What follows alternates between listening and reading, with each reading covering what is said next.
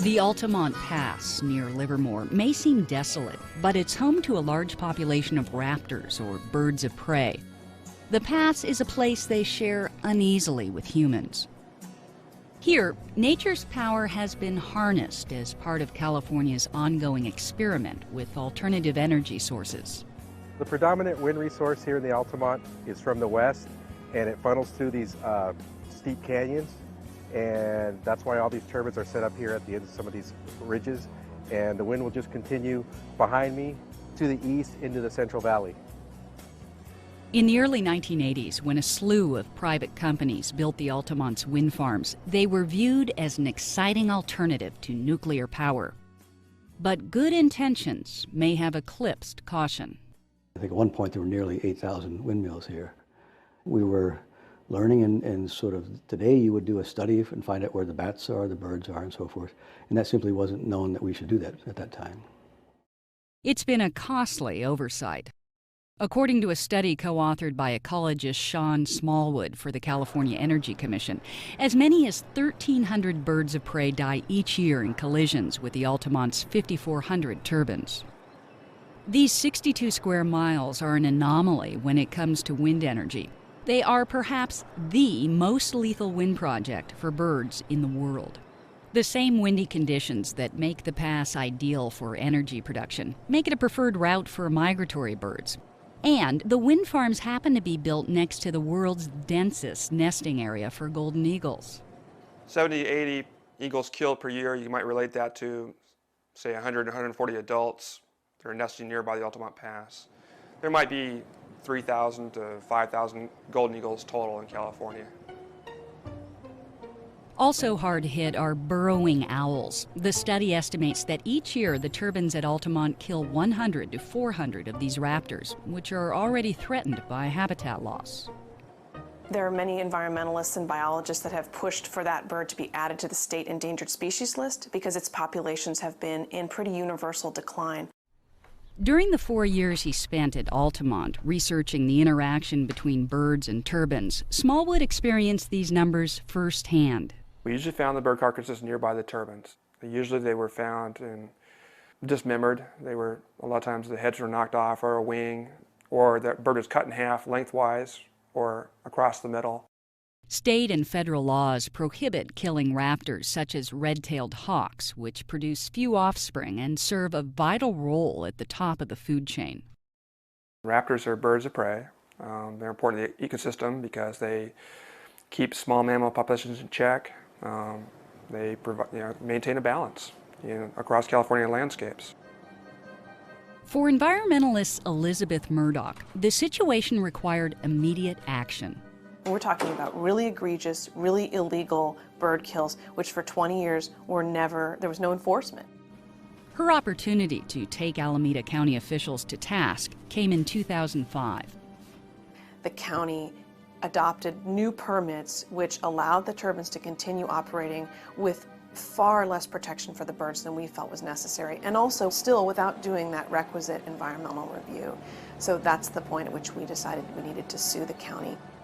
When the suit was settled in early 2007, 5 of the 6 companies that own turbines in Altamont agreed to a timetable of measures to reduce bird deaths. The measures aim to balance bird conservation and energy production. We believe this whole issue has been really unfairly pitched as birds versus wind energy. And based on the best available science and everything we know about birds and wind turbines at Altamont Pass, we believe that we can have both.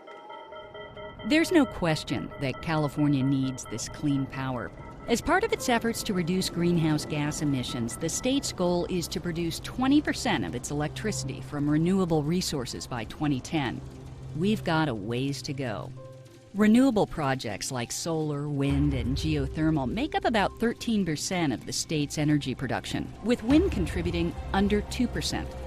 However small this amount, Altamont contributes 1/3 of that wind power. That's enough to power a city the size of San Francisco. But expansion has been stalled.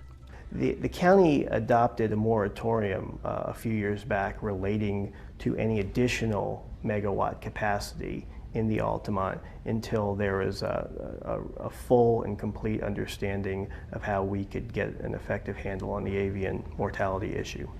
And that continues to be in effect. Under the settlement, the turbine owners agreed to cut by half the deaths of golden eagles, red-tailed hawks, burrowing owls, and American kestrels by 2009. One of the measures they agreed to was to keep half their turbines shut off throughout the winter months, since the winter brings more birds and less wind. If we shut down the turbines in the low output months in the winter, it's also the migratory season. We might have a very cost-effective measure where we're saving maybe a quarter of the raptor deaths with a very small loss of production. Jim Walker went from the Energy Commission to Inexco, a Palm Springs company that owns 750 turbines at Altamont. He takes us to Inexco's turbine number 21. It's already not operating. The blades are locked down, so they won't be rotating. And in the immediate future, we'll be continuing with the demolition of this particular turbine.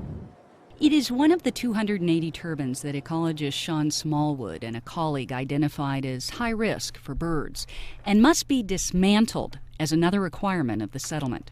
This turbine here, number 21, it's a dangerous turbine because it's at the end of the row, but it's also on the top of a steep slope.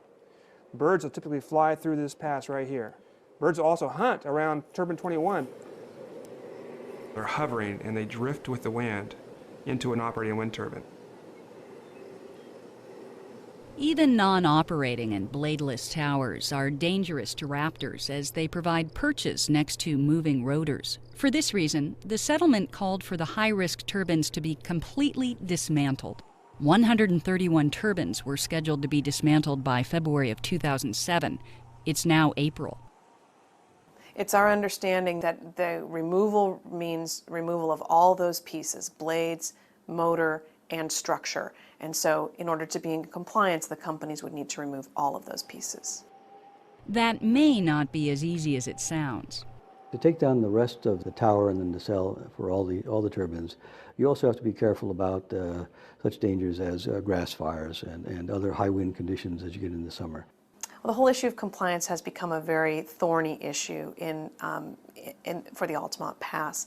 The companies will report to the county, yes, we've removed these turbines, yes, we've shut such and such down, but there's not a lot of on-the-ground monitoring, and so that is a concern.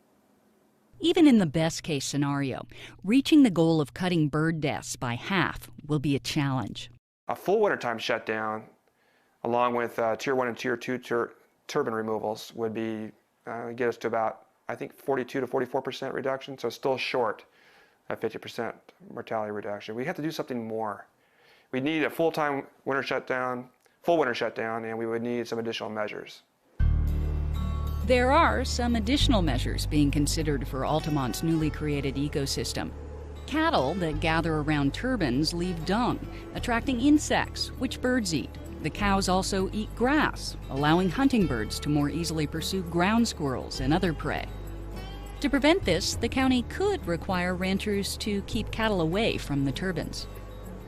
One measure that appears to be making a difference is the upgrading of the 25-year-old turbines. In the past 2 years, 350 old turbines have been replaced with 80 new ones that generate the same amount of energy. Fewer turbines means fewer obstacles for the birds, as well as other benefits. So as we repower with new turbines, we have the opportunity to put the turbines in safer locations.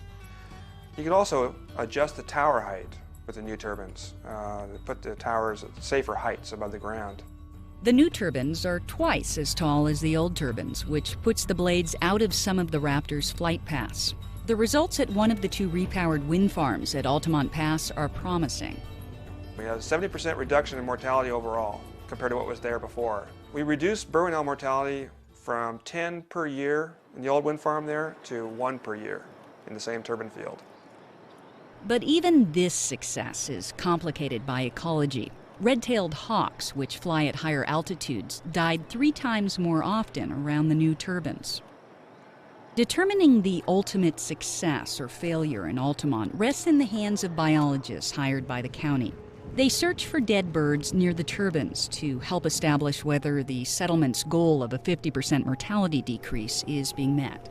So yeah, we're looking for any carcasses that we may find around the turbines within 50 meters or a little bit farther than that, or clumps of feathers. A lot of times the birds themselves are scavenged, and so you will not find the entire bird. Obviously the head's gone, it's been excavated. It was a brewer's blackbird, which is pretty common actually. You can find them here, you can find them in town. What does it look like the cause of death could have been? It'd be complete guesswork with the evidence we have. But its injuries do suggest that it could have been a turbine strike because it doesn't have a head, and a lot of our birds get decapitated. So, but we don't know for sure, so it's an unknown. Decreasing bird mortality at Altamont may help improve the reputation of wind energy as it spreads rapidly throughout the world. And it will certainly act to remind developers to choose their locations wisely. But the Altamont itself will remain a work in progress. I remember the night before the Board of Supervisors adopted our settlement agreement, I said to our attorney, who had worked on this case with us very intensively for the last year and a half, well, at least this is going to be over. And he said to me, oh no, Elizabeth, this won't be over. You'll be working on this for at least the next 10 years. And I think that's true.